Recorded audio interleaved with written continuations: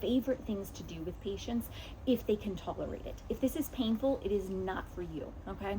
But you can take a pool noodle. So this is just your basic pool noodle, okay? Has a hole in the middle, and when it's pressed on, it's going to squish, okay? So if you take and you set the pelvis, let's actually go like this. So we're gonna set this pool noodle just inside of the sit bone, okay? So it's not gonna be under the sit bone, it's gonna be just inside of it. It's not gonna be right on the kind of vaginal opening or anal opening, not midline, it's gonna be just to the side. And we don't want it really sticking out the front, so we're gonna say kind of just like that, okay? And then, so we're like this, now we're in seated position. So then if you go and you sit down, then that pressure is going to press up into the pelvis. So let's hold that up just a little bit, just in case we can't see it. So again, we're gonna sit like this, sit down, okay? If that's too much pressure, you don't have to give up on it just yet, but don't stay there. You could take something like this pillow and then sit on that, because the pillow is going to take up some of that pressure, and so there'll be less pressure into the pelvic floor, okay? Another option, if you can't feel it, say it's giving too much, would be to sit on something more firm, okay? So that would be like if we're sitting on kind of the back, something firm like the tile behind me, okay? Somewhere in between could also work. Another option would be if you take the pool noodle and you cut it long ways, so then it's going to be just the arch instead of that full circle, okay?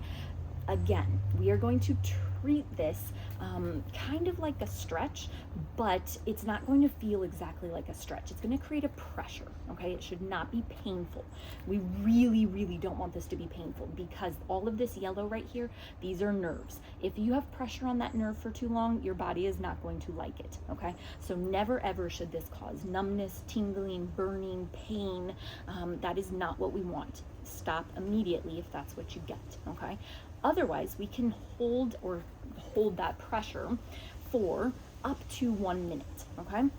While you're there, you can focus on your breathing, and on your inhale, because the pelvic floor should be moving down, we should be able to feel that pressure kind of come into that pool noodle, and then as we exhale, lift off of that pool noodle. Come into that pool noodle more, and then feel it come off of that pool noodle, okay? So that's one option with the pool noodle. You can also kind of rock towards the pool noodle or rock away from the pool noodle, right? So you could do little kind of movements there to help get blood flow to your pelvic floor, to get movement into your pelvic floor, and really just kind of become aware of where is my pelvic floor, okay? So if you don't have a pool noodle, oftentimes you can find them fairly inexpensively at like Dollar Tree, or I've even had patients get them at Home Depot, because they make pool noodle-esque things to cover pipes and stuff. You could get them on craft stores like Michael's, or Hobby Lobby probably has some, or really in season, if it's pool season or getting close to pool season, you could get something really from like Target, Walmart, any of those stores usually have them too, okay? But if you don't want to cut a section off, if you have space out the back of your chair, no problem, you could use a full pool noodle. We just only need a portion of it, okay? Another option, this is just a washcloth. I'm rolling it up because I'm gonna make it about the same size as that pool noodle, and you could do the same thing with that. Now this is going to give a lot more, so oftentimes you might wanna make it a little thicker than what you did your pool noodle, but maybe not, right? We might have to make it smaller if it's too uncomfortable, okay? Again, this is just if it's not causing pain or anything like that we already went over, okay? Another option, if this does cause pain and you can't tolerate it, would be to take a small, like a 9-inch Pilates ball, and put just like a very, very, very small amount of air in it, and then sit on that. So that's gonna be a lot more diffuse. It's gonna spread that pressure out instead of being kind of right in one spot.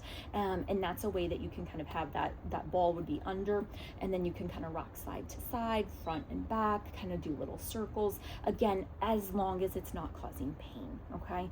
But those are two great ways to help your brain become aware of where is my pelvic floor, okay? Give those a try.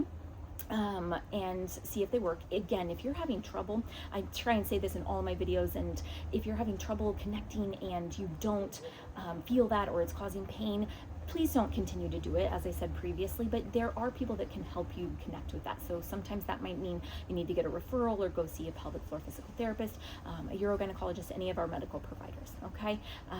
Again, hopefully that helps, and yeah,